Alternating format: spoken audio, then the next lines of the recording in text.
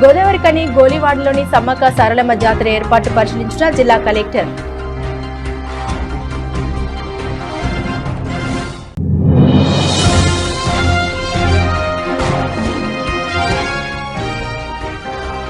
ప్రతి two wheeler వాహనదారుడు helmet ధరించి వాహనాలు నడపాలి. Ramagundam traffic ACP Srinivas.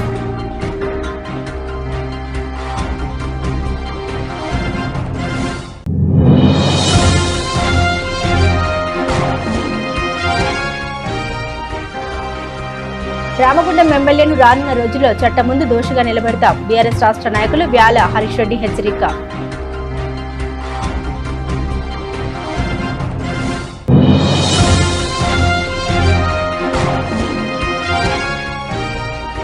World boxing cup finals లో చెలరేగిపోయిన నిఖత్ జరీన్. విశ్వ వేదికపై దేశానికి 5వ బంగారు పతకం అందించిన భారత మహిళా బాక్సర్.